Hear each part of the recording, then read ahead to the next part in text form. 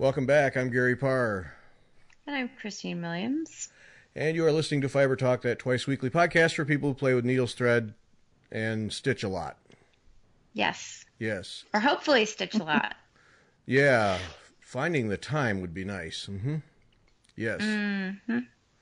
That would be good. Okay, so this week, let's see, she does Hardanger Whitework, blackwork, and can't walk past a display of silks without buying any. Okay, That's right. That makes her normal. Yes. Yes, it makes her normal. So this is Terri Bay of, how do we say that? Terri Bay, oh no, I moved it. I hate when I do that. Terri Bay Needlework Designs, it is. It's Terri Bay of Terri Bay Needlework Designs is what this is. Yes, it is, and that's me. Yeah, your stuff is beautiful, and I want to stitch all of it. Thank you. Nice going. Yeah. Yeah, thanks. Great. Yeah, Excellent. This is troublesome. Mm-hmm. Yep. Yep. Always glad to have another convert.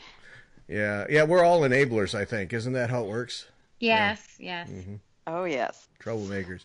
You started in your early 20s while kids were napping at a daycare center. That's right. I was working at a daycare center in the summers to make more money to go to college, and the kids went down for an hour in the afternoon. They wouldn't let me read because they said that took too much attention away. So one of my coworkers handed me a cross-stitch kit and said, here, you can do this. And I'm not sure what part they didn't get about taking your attention away, because I found the stitching much more engrossing than the reading. But that's how it all started. That was going to be my next question. How is that less engrossing than reading? Yeah, I didn't get it. Okay. So you do it, so cross-stitch kits, so the standard... oh, yeah. Whatever, little dogs and puppies and... I think they were geese. Oh, okay. Okay. Yeah. She went the bird route. All right. Yeah. Yeah. And then I love the story. It's sad at one end, but the story of how you get into white work. Tell that story, because that's okay. That's strong. So, yeah. My aunt Sue Sandai was a fantastic needleworker. And once she realized that I had started cross-stitching, she's like, okay, we'll try this, try some more. And she was in the Embroiderers Guild of America and was taking a correspondence course in Ukrainian Whitework. She got halfway through it and was diagnosed with cancer and died pretty quickly. Her chapter sent her piece in to be evaluated anyway, even though it was only half done. And Jan Walters sent it back with all of these exceptional superiors, fantastic, called her an excellent technician. And my mom rolled it up, handed it to me, and said, finish it. At which point I panicked. No pressure there. I knew I couldn't live up to that at that time because I had just started doing some Hardanger. My aunt was actually the one who had introduced me to Hardanger. And so I kind of rolled it up carefully and neatly and put it in a drawer for a while and continued working on other white works, experimenting with different techniques, different things. And, and it's one of those things that every time I walked past that drawer, I could just hear that table finisher in there screaming at me, finish me. So I finally pulled it out, and Jan Walters had excellent directions, so I was able to I finished it up and said, ooh, I love this. And yeah, it went from there. Oh man, the pressure of that though, holy smokes. Oh, I know, because that evaluation on that piece was just glowing. But at the same time, though, right, you have such beautiful work to use as a guide. Oh, right? Exactly. Yes. And that helped a lot. It's also very fortunate that we're both left-handed, so all of our stitches kind of twisted in the same direction. Mm-hmm. Ooh, left-hander. Yes. Oh, yeah. Yes. Outstanding. Glad to hear from you. Yes. Yeah. All right. We need to do a tally here in the needlework hobby, how many left-handed people there are, because there's you, me, Yvette Stanton, and somebody Yes. else. Somebody posted the other day looking for a left-handed stitching book, and then it turned out there were a couple of other books that deal with it too. So Yeah, and honestly, I think it's a larger group than what's in the general population, because every class, it seems, I have several left-handers, and they're always tickled to have a left-handed teacher too. sure, yeah. Did you ever find that challenging? Sometimes, yeah. Actually, it's more challenging when I'm teaching, Oh, because a lot of the people I'm teaching are right-handers. So everything's backwards. Yep, I've learned to do a lot of my demonstration stitches. I do them with the right-handed directions with my left hand. Sometimes I do them. whoa, wait a minute. Yeah, That's talent. I'll do them across the table from someone. So then I'm doing them with my left hand, right-handed, and upside down. So you become a mirror, though, so it kind of works out well. Pretty much. Yeah, there's a few things like hem stitch I can't do that with. It makes my brain hurt. They just have to look over my shoulder on that one, because I just can't do it. But yeah, it gets, and you have a little bit of an advantage, I think, being left-handed, because we have to use our right hands a lot just in everyday life, because Yes. so many things are made for right-handed people. Yes. That's very true. Yeah. Yeah. Yeah. We're probably more ambidextrous than we realize. I Yeah. think. Yeah. Well, and I think stitching kind of lends itself to that anyway, Yeah. because, especially if you have one hand on top and one hand beneath, or stitching with a sewing machine, you're essentially, there is no handedness to that. You just do it, right? Very true. Yeah. So I think you kind of get used to. I mean, the scissors, obviously, that's a tricky one. I don't think I could cut with the other hand. Yeah, I don't do that That's either. really hard, right? That would be really difficult. But I think stitching. See, now I'm gonna have to sit here and stitch and see if I can switch hands and put the other hand on the top and one hand on the. I'll do that every once in a while just to see if I can, because I don't know why. I just do. But I think it's good, because sometimes you just can't fit your hands in the spot you need them to, So it's good to have a little bit of flexibility. And if you do anything that's curved or three-dimensional, sometimes it's just easier Yes. to use one hand or the other depending on which direction you're going. Mm-hmm. Yeah, see, that ambidextrous part, because I was reading in this thread, whatever the thread was, a couple of people posted where they had tried stitching on a stand with one hand above and one below, and they just couldn't make the other hand work. It just wouldn't work for them. And I never had that problem. It just worked. It just did. Yeah. Oh, definitely. Yeah, I do it all the time. Yeah, I don't give it a second thought. So to imagine, for me to imagine that the other hand just won't behave underneath the canvas is hard. I don't know. Right. Yeah. That's surprised you get so many left-handers though. That's neat. I do. I think, if I remember right, it's about 10% of the general population. Yeah. And I think would so. say it's about 30% of my stitching classes. Wow, that is quite a bit. Yeah. Yeah, because I think that 10%, that's about right. Yeah. Huh. 30%. Wonder what attracts Yeah. us. Well, is it because there's always that thing about how more left-handed people tend more towards the arts and things like that. So maybe, is it that? Yeah, it probably has something to do with that. Yeah. Okay.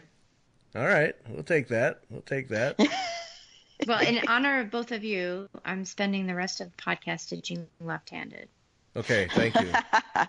Very good. She'll have a cramp in one shoulder that won't go away. No, I'm going to do it. I'm very stubborn. Okay. That always helps. So you run into your aunt basically foists. Even before she died, she was putting whitework in your hands. Did you have an affinity for it, or was it just something you did because it was a family thing, and then eventually you grew to like it? I think it's mostly the affinity for it. I had seen some of what she'd done, and then, well, the big kicker on getting me into Hardanger was we moved to North Dakota. Uh-oh. So my local needlework shop was Nordic Needle. And yeah, that did it. So one Christmas I told my parents, okay, I want to start doing Hardanger. So what I want for my Christmas is a startup kit for Hardanger, which they told Aunt Sue that, and apparently she was like a kid in a candy shop. Because my parents said, okay, you can spend this much, go get her needlework supplies. And oh, no. she apparently had a great time doing that. And then, too, when we would get together, we'd do hints and tips. At this point, I was living in North Dakota, and she was in Indiana. So we didn't it was only a couple, 3 times a year. But, yeah, we'd always have needles in hand when we got together. Mm-hmm. Yeah, fun family gathering. Where's Terry and Sue? Oh, they're stitching. Just leave them alone. Don't bother them. Pretty much, yeah. Yeah. So then you latch onto this thing, and then designing. I'm always intrigued by that, because we talk to a lot of designers, and that transition to design, and how does that come out of you? Yeah. Hardanger lends itself to it because you'll get your clusters done, and then you cut the threads, and you need to do a filling stitch. And after a little while, you prefer doing some stitches over others. So you're like, oh, I don't like that one. I'm going to put this one in instead. And that's kind of the start down the slippery slope. The second part was getting into the Ukrainian whitework. Discovering it, I said, I love this. I want to do more. So I got on my computer, did the lovely search, and my computer basically shrugged and said, nope, got nothing. There was not, at that time, any books currently in print, and very little out there. So I was pulling up some historical plates. DMC had some historical plates and a couple of the out-of-print books. And it's like, if you want to do this, then you have to start putting some of these things together and doing it yourself. So that's kind of, it was necessity. Yeah. To be honest. Yeah. What did you use as reference material then to know whether or not you were staying true to the original style? Originally it was, I would Google search and I could come up with images. Mm-hmm. So I could look at the images and figure them out. Then Gay Eaton came out with her book about that time, which was just loaded with pictures and projects. And then I found Tanya O'Neill's book from the 70s, which is kind of like a stitch Bible for Ukrainian whitework. And just putting it together. And once I started my Facebook page, the fun part is on my business page, I now have a large section of women from Ukraine that follow my work. And they've told me which region my work looks like and whether I'm staying true to it or not. And yeah, they're keeping me on my toes. Well, how fun is that, though? That's great. I love it. Yeah. You got people from the motherland keeping you on the straight and narrow. That's great. So then I started putting bits and dabs together, and this was after Nordic Needle had started up their retreats, and I was showing it to Roz and Sue, the owners, and they said, oh, well, our theme next year is stitching around the world, so could you do a Ukrainian class? I said, well, sure. I'm a teacher by training, so going from one subject to another shouldn't be too difficult. The chart writing was difficult, but the teaching wasn't. And then people were saying, well, where do you get your ideas? And I said, well, mostly from my head. And they said, what's published? And I said, nothing. And I had people starting to bug me to publish designs, and yeah, like I said, I just kind of fell into it. That's different. That's different. Yeah. Because Yeah. you're right. It really does lend itself, because once the basics are down, then yeah, to do little variations and move on from the basics is pretty easy to do, and then it's just a matter of how far you want to go with the thing. And introducing color, Right. of course, changes little things. Yep.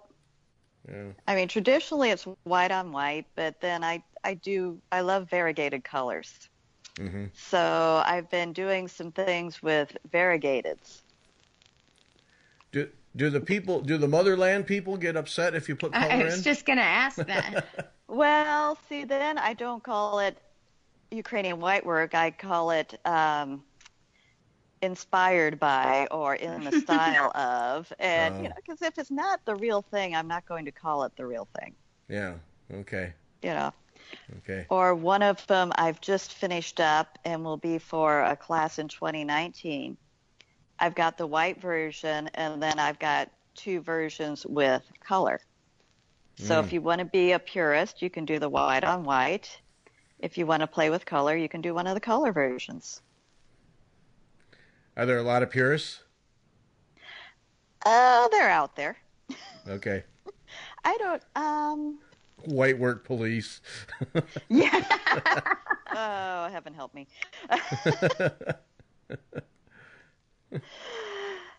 No, yeah, I don't know if there are a lot of them out there, but I know there are some, yeah. and they will call you on it. So it's just best to call it what it is. Go along for the ride. Yep.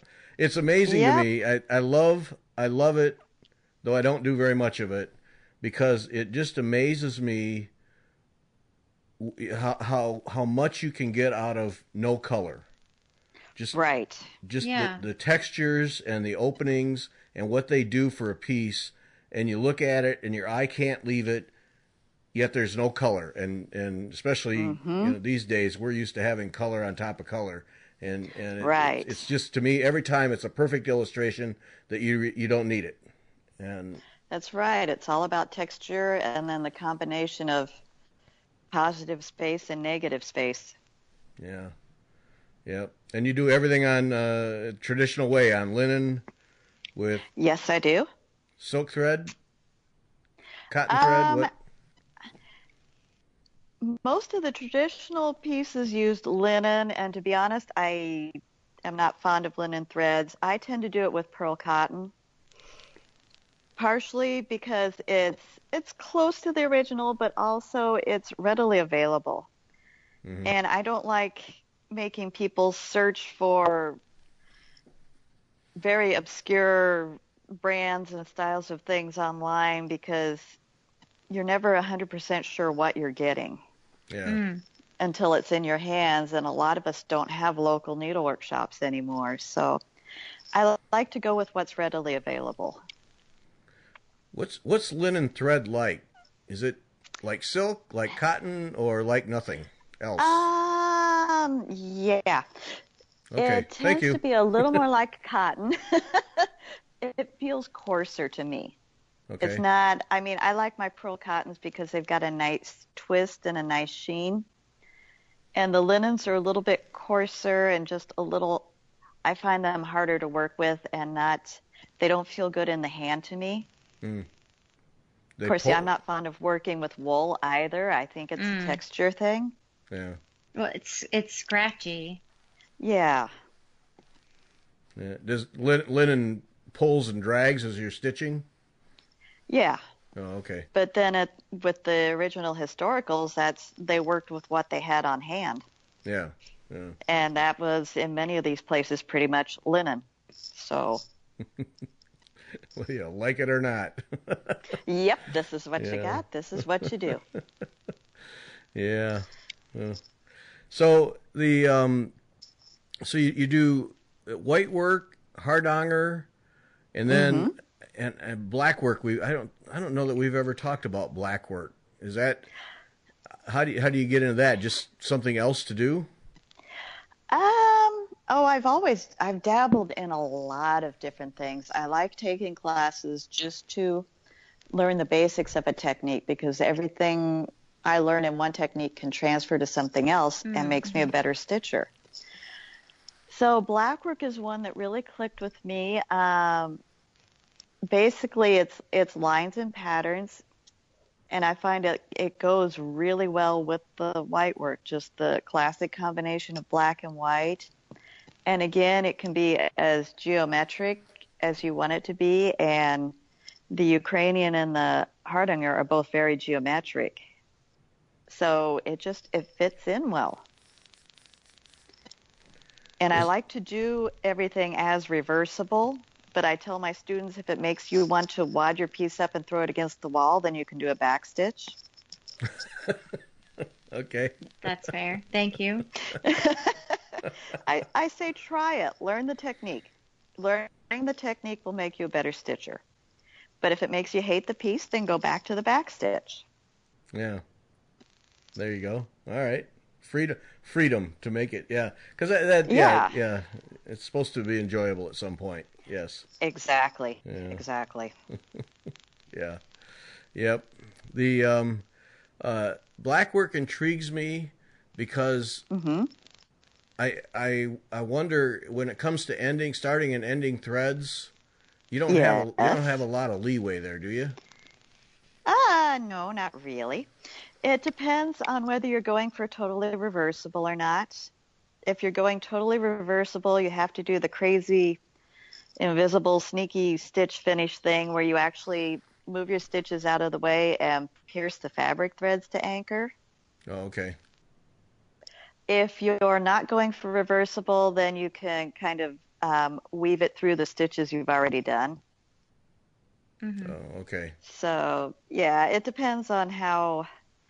I mean, if it's a piece that's going to be framed, I don't get real crazy about it. I just make sure nothing will show through on the front. But if it's like a doily or a table runner, then I try and go for the sneaky starts and the sneaky finishes. Okay. I always wondered where those got ended. So now I know. They're underneath. Yep. Okay. Underneath. Is that in blackwork world? Is that what the purists want? Is reversible? Oh yeah. Oh, okay. Not every pattern can be made reversible. So it does depend on what you're doing. Okay. No. Because the blackwork intrigues me again because there's no color. It's just simple stuff, and right. Ones I've seen you're just different thicknesses of thread and just these patterns, and it's right. And it's how dense the stitches are together to create your look of shadowing or of open space. Yeah. And that's fun to see. Really, really sophisticated ones the shadowing and it's yeah. I don't know that I'd ever get that far with it, but and both styles originated as wearables. Oh yes, definitely. Didn't they? And that I think is an interesting sort of unification with them too. Is that both of them started as things that you would wear. They're just ornamentation of garments. That's one thing with blackwork that I've always been drawn to, and perhaps a little bit away from the more geometric and more towards the sort of traditional English style of blackwork. I've always thought was just stunning, and just simple, but just very, very elegant looking. Right. One of the reasons it's also called Holbein stitch is because you see a lot of it in the paintings by Hans Holbein on the collars and cuffs. Right. And it was because it was contemporary of that. Right. So it's also the double running is called Holbein stitch. That's pretty interesting. Yeah, and Hardanger and a lot of the more pulled and cut lacier techniques were developed to try and imitate the look of lace because of the sumptuary laws, and only certain levels of nobility were allowed to wear lace. So this was the reaction to say, okay, it's not lace, it's actually fabric, but we're going to make it look as lacy as we possibly can. Right. Yeah. Yep. Yep.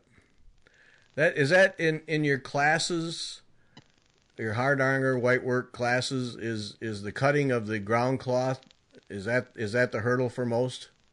Oh, yeah. Yeah. It's Okay. when I get a beginner class and I say, okay, now pull out your scissors, we're going to cut threads. I look around the room as I say that, and I pick out the people who have the deer in the headlights look. And those are the ones that I know are beginners or who haven't done much of it before. Yeah. That's one of the reasons I think Ukrainian is more user-friendly, because there's very little cutting in that. It's mostly pulled. Oh, okay. So Yeah. that's really the difference? Oh, okay. Do you want the whole lecture? Well, I am curious about because Okay. there's clearly a distinction, and I've There not found is. it. I've not found it. So Okay. yes, give me the lecture. All right. In terminology, Hardanger is primarily a cut work form. Ukrainian is primarily pulled and drawn thread.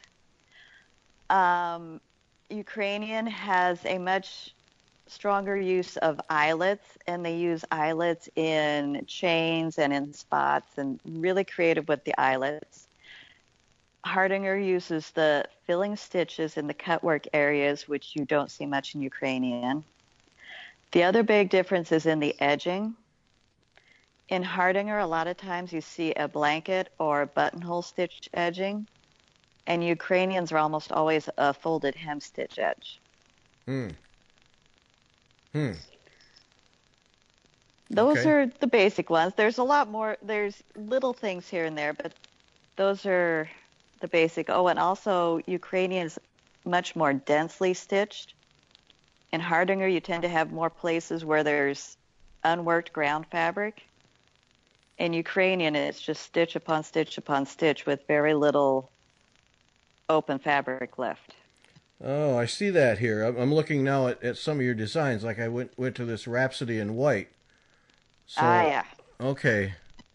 There's no space between those bands. No. Okay. Now that makes sense to me. I love learning this stuff. Yeah, and a lot of the European whitework kind of things do come from a common background. So you do see similarities in a lot of them. It's just how they develop differently over the centuries. Well, aren't I learning something here? By golly. Well, good. By golly. Okay, I see that now. Yeah, because that's all virtually all pulled, right? Uh-huh. In that Rhapsody, yeah. Yeah, pulled or drawn. Yep. Or just satin stitched, or yeah. Uh-huh. Yeah, in Rhapsody, there's no cutting. None at all. And still is frightening to beginners. Not as frightening, no.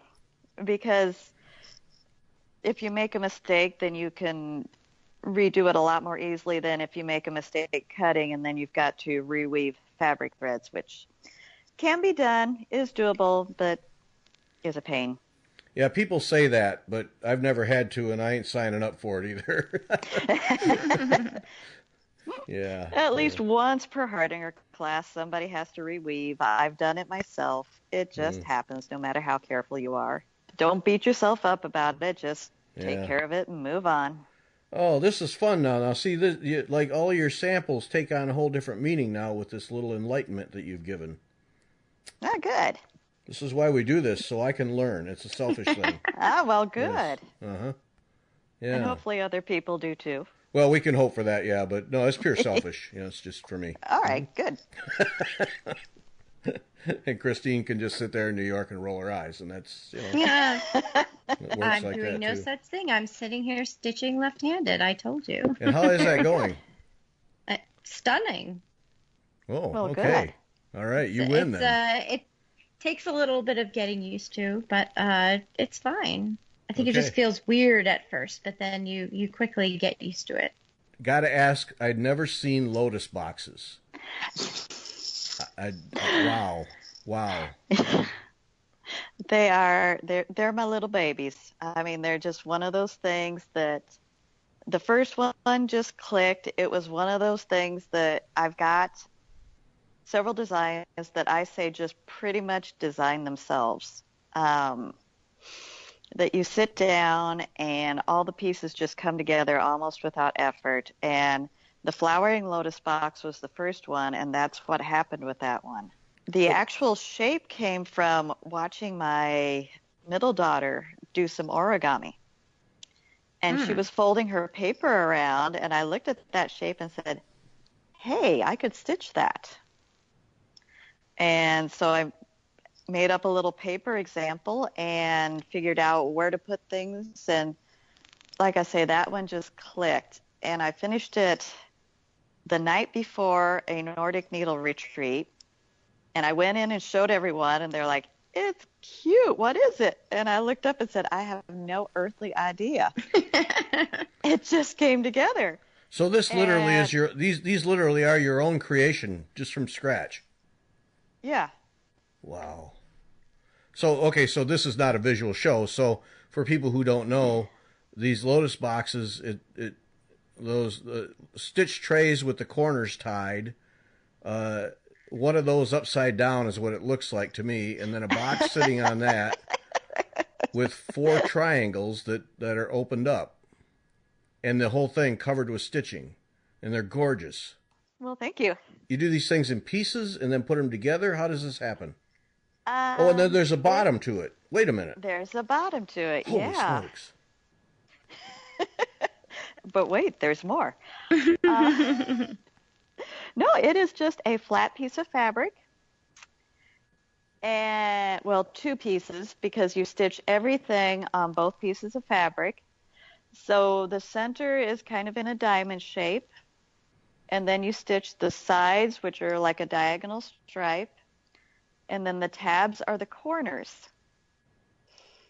And then you stitch those 2 pieces of fabric together, so it's like a coaster, the same thing front and back.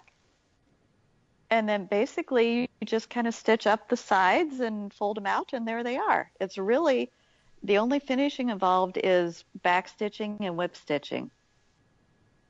It's much easier than it looks. I do not have the spatial relation to see that, because it looks like there's about 8 pieces that all have to be assembled. Nope, it's 2 pieces of fabric placed together. Wow. And then it's all in just the stitching, the sides, and the folding. Yeah, because I purposely gave it to 2 of my pilot stitches that hate finishing. In fact, one of them had refused to do it at first, and I nagged her into it. And the one is a big baseball fan, so she had the twins on. And she said, well, I got 9 innings to get this done. She said, by golly, I was done after the 2nd inning.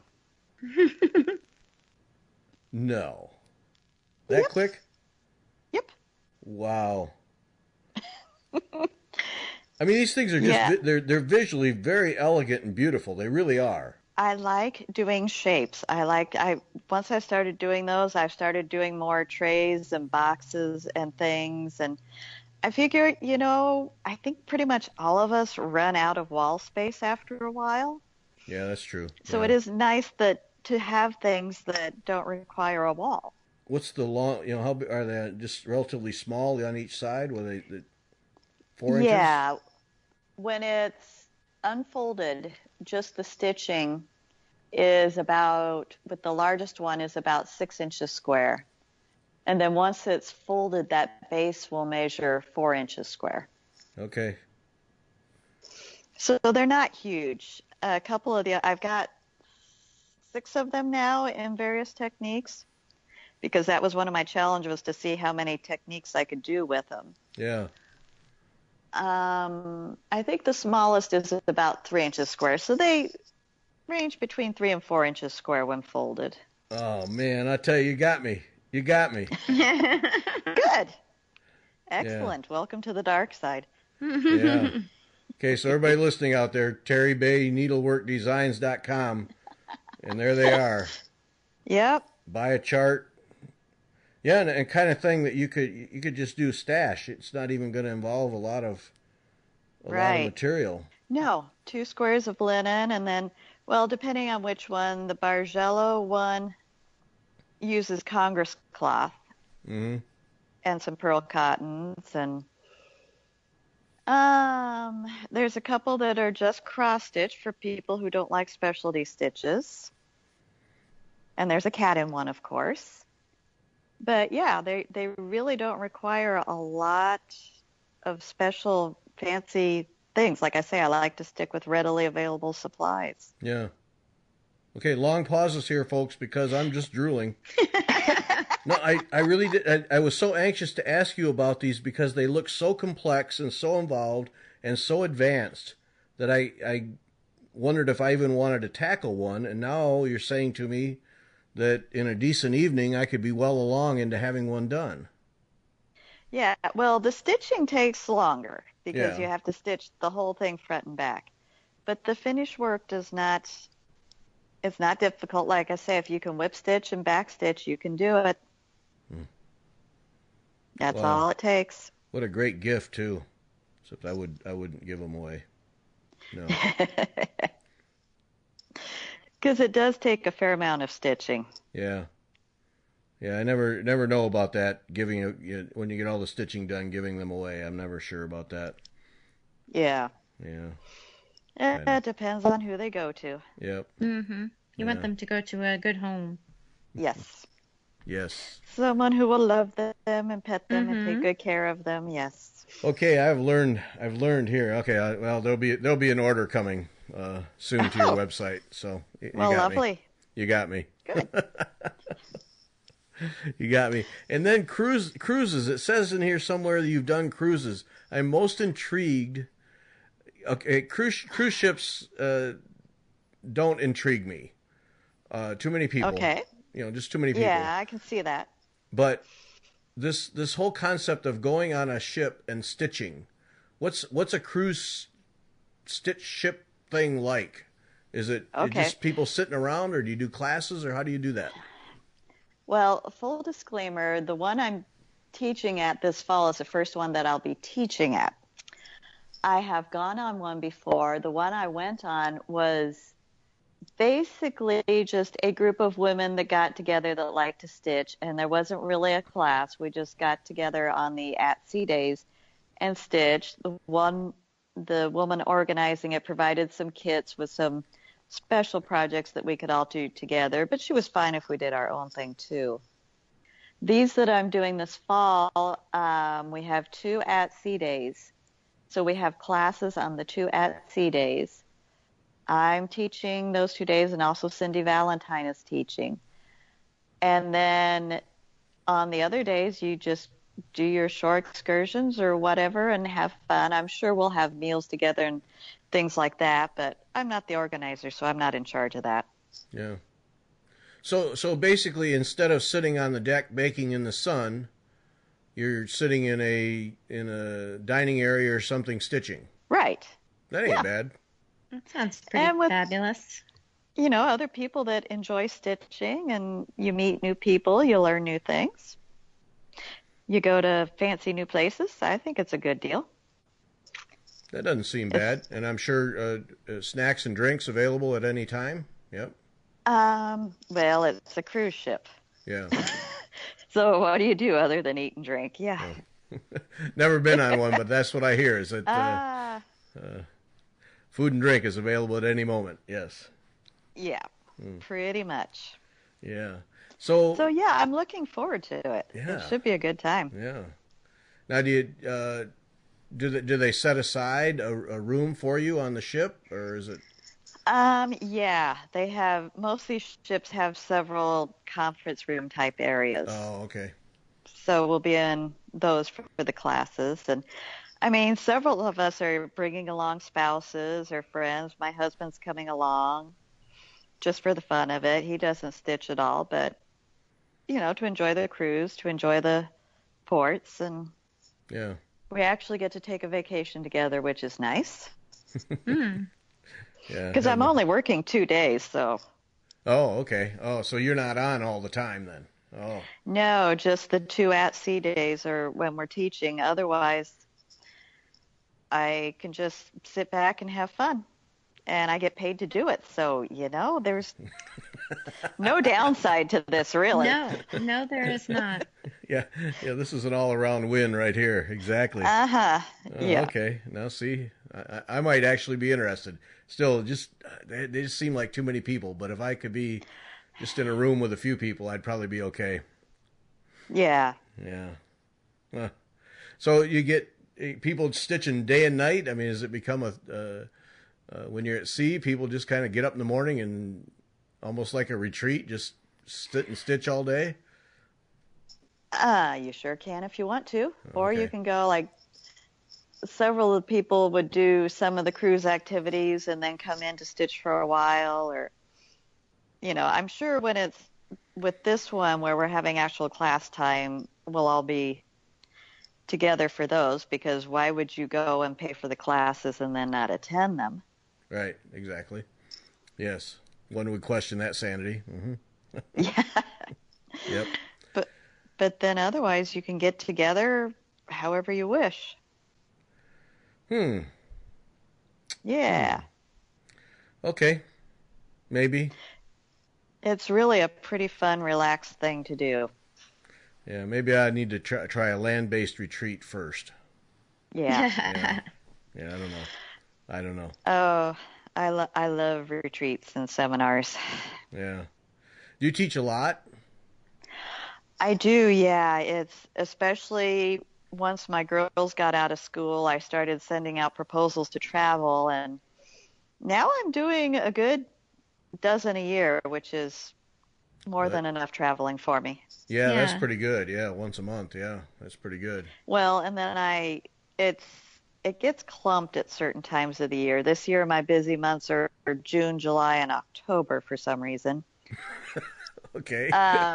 Yeah, June and July I get October. Okay. Yeah, where'd that come from? Yeah. But that's how the classes fall. I do not schedule in November or December because holidays, family, that's what I'm doing. So, Right. Yeah. yeah. So you're bunching up. Yeah. Yeah. Yeah, I tend to be on the road once a month, and when it gets beyond once a month, I start Starts getting getting a a little little crazy. crazy. Yeah. Mm-hmm. Yeah. Let me go home.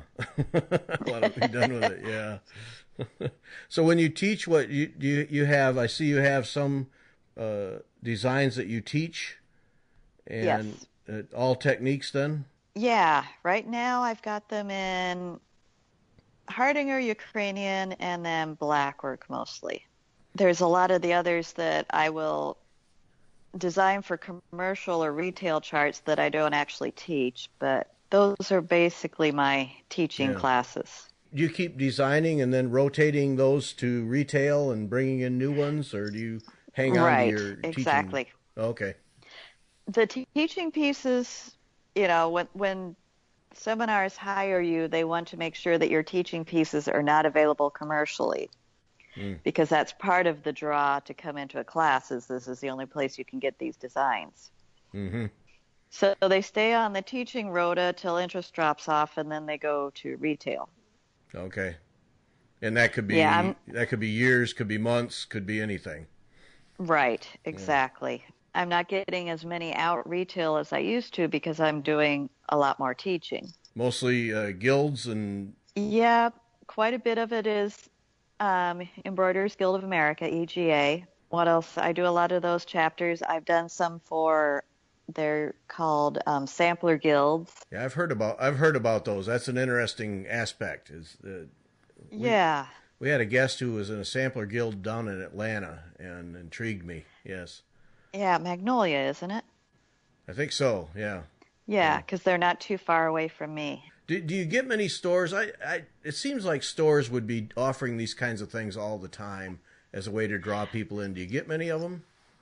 Yeah, stores do. I only really started to travel about 2 or 3 years ago. It's exploded exponentially on me, so I haven't done a lot of stores yet. Obviously, I did Nordic while they were still open. Stitchville, USA, up in Minnesota I've done, and then I've got a little local one called Pandas Crossing that I teach at sometimes. But Mm. I haven't had a lot of shops call me for retreats or things yet. Yeah, I just would think that stores would be doing those all of the time as a way to draw Yeah. people in. I don't. It's a space thing, I'm sure, and they're so busy, Right. so busy running their Well, store, and it depends on how far away the teacher lives because they have to pay for our travel too. So Mm-hmm.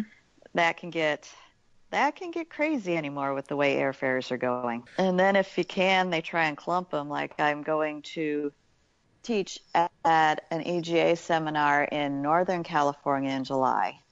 And then I'm going down to Southern California and teaching for 3 groups down there before I come back. So I'll be there for 2 weeks. Oh, Going to 4 different places, and then they all split the travel. yeah, Which helps a lot. sure. Yeah, because once you get out to the coast, it's easier to just stay. Yep.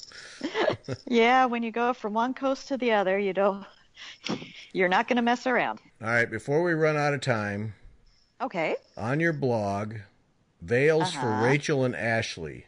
Yep. What is that thing? Yeah.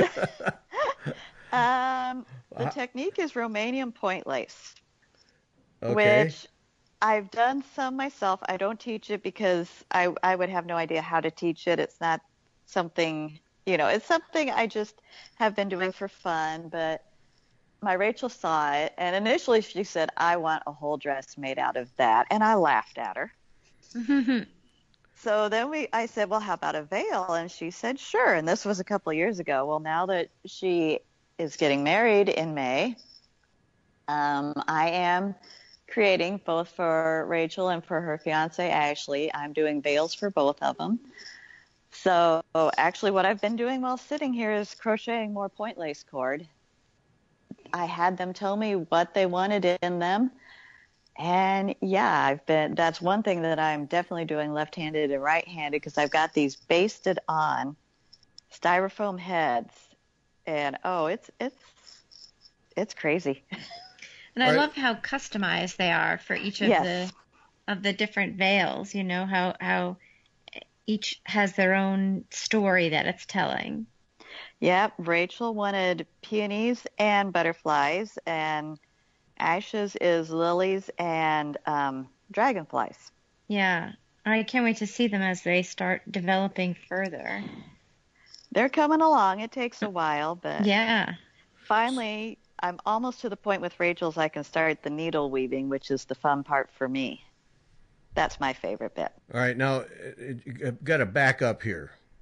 Uh-huh. You have this cloth over Yep. the styrofoam form, and then you Yes. have all of this cording or whatever it is. That's just basted on. That's just to hold it in place. Yep, if you look at the pictures, all those little brown stitches you see are the basting thread. So the cord is basted on into shapes, and then you do all of these wrapped connectors to hold everything together. And then inside the shapes, then you do needle weaving patterns. Mm-hmm. And once it's all woven and put together, then I cut it off, and it will be just the lace. The cloth underneath goes away. It's going to be stunning. And they're huge for this type of project. Yeah. That's a lot of stitching. That sure is.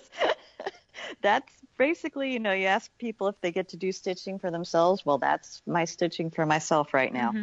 Yeah. Mm-hmm. That's a big commitment because that type of work it's laborious. It takes a long time. Yep. I'm putting in a couple hours a day because I don't want to be up all night the night before the wedding stitching madly. That would not be a good thing. So Yeah. When do they have to be done? May 1st. Oh goodness. Oh yeah. Yeah. Oh yeah. Oh boy. No pressure Which there. is why I'm working on them as we talk. Yeah. They're going to be stunning though. No doubt. Boy, this is, because to the casual observer, to go to your blog and look at those, you wonder just what the heck that's even going to be. Uh-huh. because it doesn't make sense. And you say veil, and I think, why would I put Right. that big piece of cloth over my head? And what's attractive about that? But then when you explain it and you see Uh-huh. what gorgeous shapes you're going to have when you pull that off, wow. Yeah, just look up Romanian point lace and that'll, It's stunning. yeah, show you what they will be. Wow. These are your own designs? Yes. And it's so different from other, like a Chantilly lace, because this seems like it's so much more heavy. Yeah. And the thread itself, just the I don't want to say quality in the sense of, whether it's good quality or bad quality, but the type of thread makes it will lie differently than a Yeah. Chantilly would, Right. It won't be so fly away. It's a cotton thread, Mhm. twisted cotton. So it's very similar to a pearl. Yeah. And this one here is a size 20. It's going to be pretty spectacular. I hope Very- so. Very fortunate. I've told both girls that these veils are going to tour with me. Good. Yeah, Good. I would So say I'm going so. to take them around. When I teach at the EJ National Seminar this October, I'm going to bring them with me. Good. Have them out for display. So, Yeah, yeah. I sure would. These are the kind of thing, that old question, what do I do with my wedding dress that I had all packed away and it's still hanging in the closet and you don't want to throw it away? But, I mean, these are the kinds of things, well, you could show these off anywhere, anytime. These are impressive. Wow. Well, thank you. Now that I understand what's going on, it's like, holy smokes. Fortunately, I had a whole bunch of cord already crocheted, so that part was done because that is what takes the longest, is getting all the cord made. So it's a crochet thing then to make all that. Yep. There we go. The things we've learned here from Yeah. you. Well, great. This has been educational. I can't wait to see them as they're, well, yeah, we'll be poking in just to see how they come along, though. So please post pictures as you go. I will. I am. We were down in Florida visiting my oldest daughter last week, so I didn't get as much done, which is why I haven't updated lately. How fortunate they are to have this. What a special thing for a wedding to have something like this. Oh. Yeah, they appreciate it very much. I know they do. So Yeah, I'm that's sure part they of why I'm willing to do it. Yeah, exactly. Yeah. If they're Well, not if they were the kind of people who would wad them up and throw them in a corner afterwards, then they wouldn't get them. I wouldn't go to all this work. Fascinating. Okay. Learning things. Fun. Yes. So your stitching area, everybody always asks me ask the guests what their stitching area is like. Do you have a room? Do you have a chair? What do you do? I have many stitching areas, fortunately. My favorite for the daytime, the front of my house is kind of like a turret. So I am in the bowed window part, and I've got a lovely plush chair that will swivel around with the sun. So I can have that brilliant sunlight. In the evenings here when my husband's home, I've got my comfy recliner in the great room with him.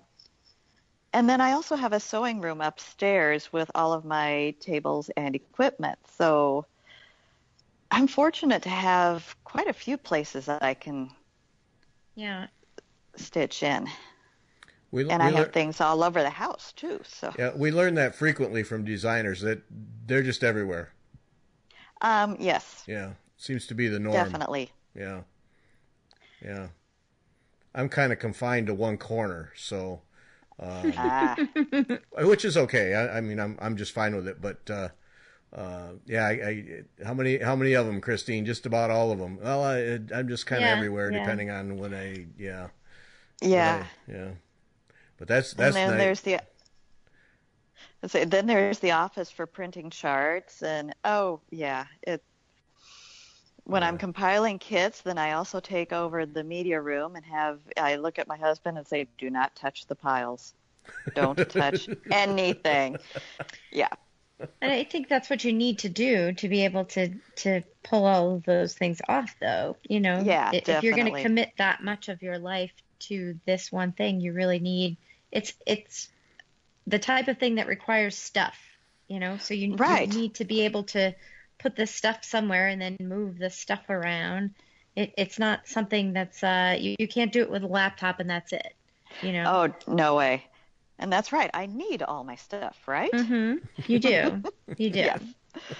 So, yeah, and that's another reason why it just didn't expand to this level until all the girls were grown and moved out, because, boy, I can't imagine trying to do this with small children around. No, because they would be into everything. Yep. Empty nesting is a wonderful thing. Oh, yeah. Love the kids. Really enjoyed it when they were here, but it's a wonderful thing. Oh, uh-huh. Everything stays where I put it now. And that's the wonderful part right there. Yep. Yep. You come home and it's right where you left it, the way you left it. Thank you very much. Uh-huh. Yep, exactly. And our kids were pretty neat and pretty good, but yeah, it's just nice. Yep. Yeah, and then you can be everywhere in your house with your stitching things. I'm just picturing sitting in a bow window with a swivel chair stitching according to the sun. That's nice. Yeah, it's fantastic. I love having all that sun. And here in the South, we get a lot of sun, so it's great. Yeah. Yeah. We're in the middle in Illinois, in the middle of gray sky season, so, Yeah. Yeah. I actually grew up in Indiana, so I understand. You know it. Yeah, we had the sun for about an hour, and then, yeah. Ooh, banner day. Oh, it was exciting. Yeah. Who turned on the lights? Yeah, exactly. Yep. Terri, thanks so much. Oh, I'm just kind of Yeah. sitting here with my wheels spinning, the things I've learned from you. This is fantastic. Yes. Well, it's been my pleasure. Thanks for having me. Got to order a Lotus box here coming up. Yes, Lotus boxes. And Marga's going to just roll her Alrighty. eyes. Yep. If you don't have enough stuff to last you for 300 years, you're not doing it right. I like that. Then I'm spot on. I think I got it. Perfect. See, and All I right. have something to aspire to, so Yeah, get going, Christine. Hurry up. I know. Yep. All right, Terri, that's going to be it. Thank you so much. This has been enlightening and fun. Really appreciate the time. I had a great time, too. Yep. Thank you. And thanks to everybody for listening. And Christine and I will be back on Wednesday. Care.